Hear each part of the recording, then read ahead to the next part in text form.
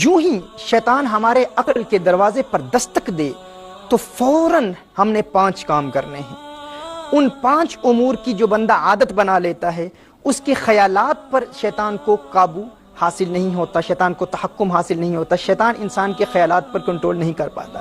یعنی ان 5 قسم کے خیالات کو اگر ابتدا سے ہی ہم جڑ سے نکال پھینکیں تو شیطان ہمارے دل کے ان بند دروازوں کو، گناہوں کے وہ دروازے جو ہم بند کر چکے ہیں، ان کو ایک مرتبہ پھر اوپن کرنے میں کامیاب نہیں ہو سکتا۔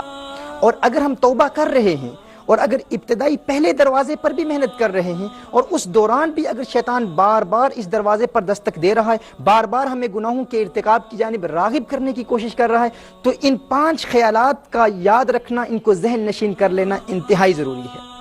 اور اس کی ترتیب کیا ہے ناظرین کرام؟ جو ہی یہ پہلا خیال آئے، جس شخص کو ہر وقت اپنی سانس کے ذریعے اللہ اللہ کی صدائیں بلند کرنے کی عادت ہو، اسے کہتے ہیں ذکر پاس انفاس، یعنی جب انسان سانس لیتا ہے تو اپنی ناف سے اللہ اللہ کا ورد جاری رکھے۔ مثال کے طور پر جب سانس لیں،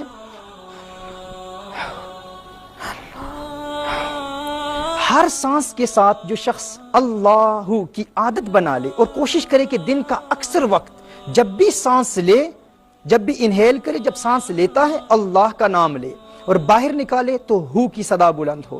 جس شخص کو اس کی عادت ہو جائے، اس کے ذہن پر شیطان کنٹرول حاصل نہیں کر پاتا۔ پہلا پوائنٹ یہ ہے۔ دوسرا پوائنٹ یہ ہے کہ جو ہی حاجز کی کیفیت پیدا ہو، مثال کے طور پر جو ہی خیال پیدا ہو، پہلا خیال آئے کہ گناہ کا ارتکاب کر، یا فقط خیال آئے کہ گناہ کا موقع ہے، تو گناہ کر سکتا ہے، تو اس خیال کے آنے پر فوراً توبہ کی 4 شرائط کے ساتھ توبہ کر لے۔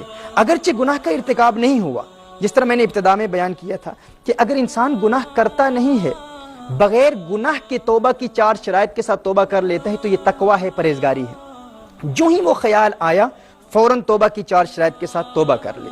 اس کے بعد فوراً یہ کہے یا مقلب القلوب ثبت قلبی علی دینک۔ مسند امام احمد کی یہ روایت ہے، رسالت مآب صلی اللہ علیہ وآلہ وسلم کی دعا ہے، یا مقلب القلوب، یہ لکھ لیجئے گا، یا مقلب القلوب ثبت قلبی علی دینک، ہے دلوں کے پھیرنے والے، میرے دل کو اپنے دین پر قائم رکھ۔ اس کا تکرار ہو، اس ورد کو جاری کیا جائے۔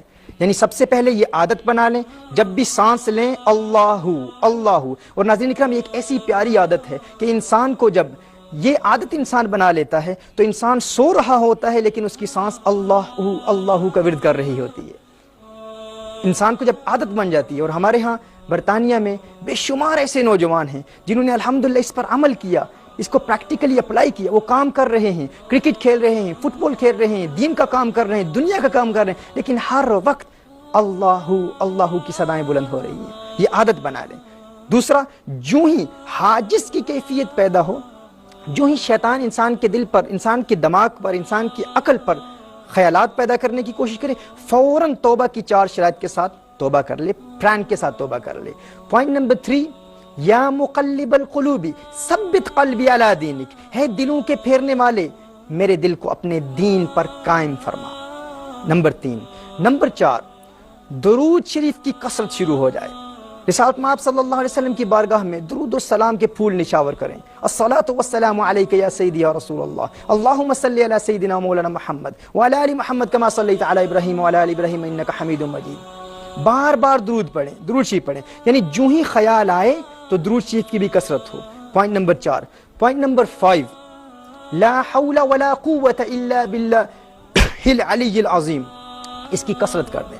رسالت مآب صلی اللہ علیہ وسلم نے ارشاد فرمایا، صحیح بخاری اور صحیح مسلم کی حدیث ہے، عن ابی موسیٰ رضی اللہ تعالی عنہ ان النبی صلی اللہ علیہ وسلم قال له قل لا حول ولا قوة الا باللہ فإنها کنز من کنوز الجنہ۔ حضور اکرم صلی اللہ علیہ وسلم نے ارشاد فرمایا حضرت ابی موسیٰ رضی اللہ تعالی عنہ کو کہ آپ کہیں، پڑھیں لا حول ولا قوة الا باللہ، کیونکہ یہ جنت کے خزانوں میں سے ایک خزانہ ہے۔